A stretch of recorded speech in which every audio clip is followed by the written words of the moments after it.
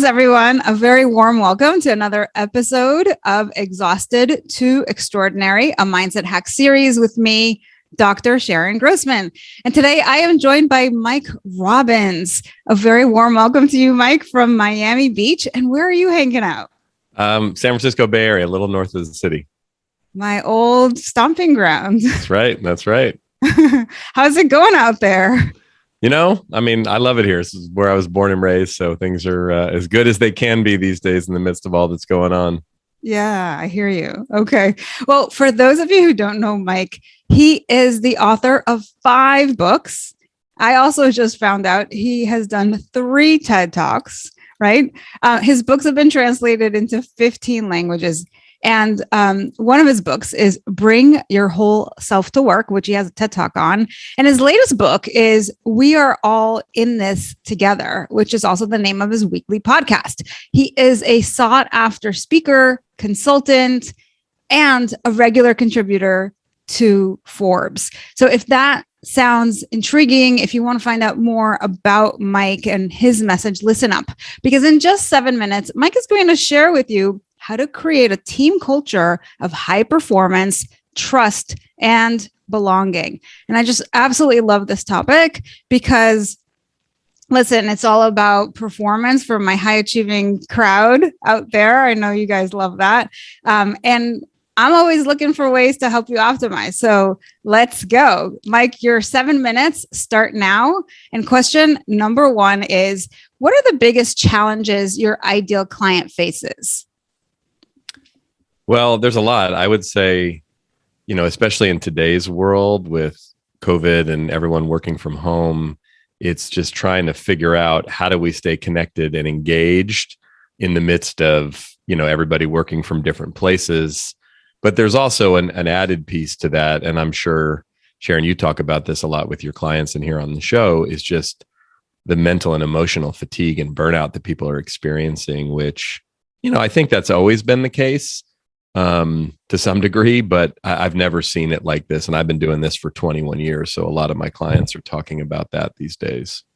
Yeah, for sure. That's totally speaking my language. Question number 2, what are the typical symptoms that they experience with that problem? Well, I think there's, Zoom fatigue is a real thing, I think, for all of us. And it's weird because it's kind of like, I equate it to like, international travel. If you get on an airplane, which I know we're not doing a lot of that these days, but you will go on a long flight and you're like, why am I so tired?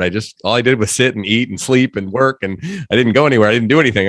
But I think there's a lot of Zoom fatigue. And I think there's, just people feeling tired and weary from, all of the change and all of the uncertainty and all of the, the companies that we work with are companies like Google and Wells Fargo and Microsoft and eBay and Schwab and big organizations. And everybody there has been working from home pretty much since the beginning of the pandemic. And they've been being told, oh, we're coming back to work in 3 weeks. No, in 3 months. No, it's going to, and it just keeps changing and changing. And I think people are like just weary of all of that, in addition to everything that's going on in people's lives with family and kids and, aging parents and all of that stuff. So it's just a lot to manage. Absolutely. So question number 3, what are the common mistakes they make when trying to solve that problem? I think there's a tendency. Well, first of all, again, all of this that I'm answering has to do with kind of the world we're in right now. So again, if someone's listening to this podcast a year or 3 years or 5 years down the road, it may not be exactly the same. But I think there's a tendency in general within organizations, and we do this just personally too, to kind of think there's a one size fits all solution when there's not. It's very different and unique, and it depends on the individual, it depends on the team or the location or kind of what's going on.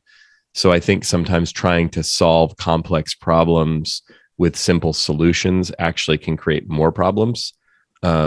So not always listening to what's really going on and trying to adjust, but simply just saying, we're going to do this and hoping that it works, which doesn't always do the trick. Absolutely. Yeah. So you've got 4 minutes, 9 seconds. And question number 4 is, what would be an example of a transformation that is possible after this challenge is properly diagnosed?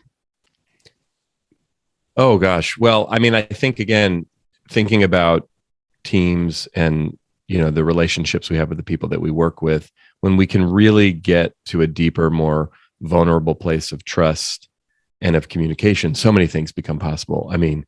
collaboration, understanding, empathy, which, these days there's a bit of an empathy deficit that I think a lot of us have, understandably, but there's such a desire for that.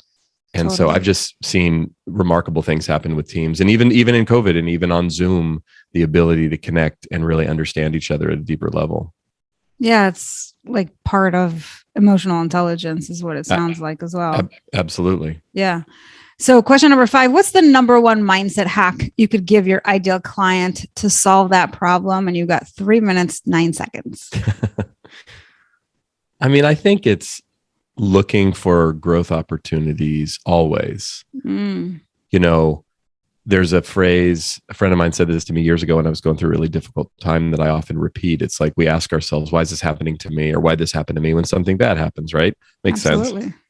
Problem with that is it just kind of keeps us stuck and leads us down a path of, feeling sorry for ourselves, or why we got a raw deal, or why it's not fair. Even if it's genuinely not fair, if we change the word to the word for and ask ourselves, why is this happening for me? It just shifts our perspective.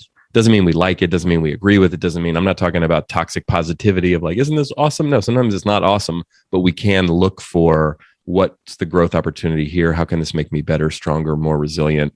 And there's a lot of need for us to do that, especially these days.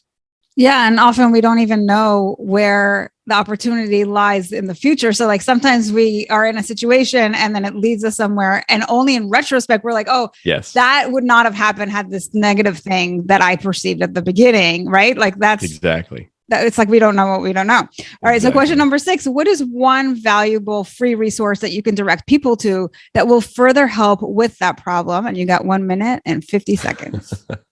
Well, I would say, if you go to our website, mike-robbins.com, you can click on the link that goes to my most recent book, We're All in This Together, and you can download the first chapter of the book for free. And there's a lot of tools and resources just in that very first chapter that talk about different aspects of, how to really create a high-performing team and connect more deeply with the people around you. Yeah, amazing. So I absolutely recommend everybody do that and then buy the book because Mike's awesome.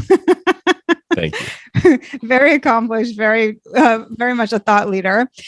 Question number 7. What's the one question I should have asked you but didn't that would give great value to our audience? You've got 1 minute, 6 seconds. I think the question is, what can we do individually to have an impact on the people around us most effectively? And that's something, I guess I could just answer my own question related to that. It's, because people often ask me, well, what do I do about this person or that person? Or I have this difficult person that I deal with, whether on my team or in my family. And it's like, how do I deal with them? And my response is always like, look, you can't really change people. You can only influence people. And the best thing for us to remember is that nothing really changes until we do. So if we want to have influence on the people around us, if we want to make our family stronger, our team stronger, our relationship stronger, whatever it is, it's like do our own work internally. That's not the only part of it, but there's always an opportunity for us to look within, love ourselves more, have more compassion for ourselves, challenge ourselves more, shift some things. And when we do that, then we actually can help as we interact with and try to influence the people around us. So it's starting within. I love that. And you got literally almost to the wire. We had 5 seconds left. You did a fantastic job, Mike. I love everything you just shared, especially in that last bit, because it really does come back to that idea of emotional intelligence and like starting from you. And that's where you have the most control and you can become an example of what's possible and other people can use that as a role model. So thank you so much for being here, for sharing some of these tips with our listeners. And thanks for having lots me. of luck on your new book. Thank you. Thanks for checking out the Exhausted to Extraordinary podcast.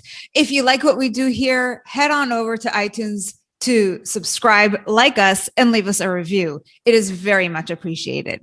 And if you're feeling burned out and want to challenge yourself, take the 7-day Burnout to Your Best Life Bootcamp. Go to 7dayburnoutchallenge.com to join for free.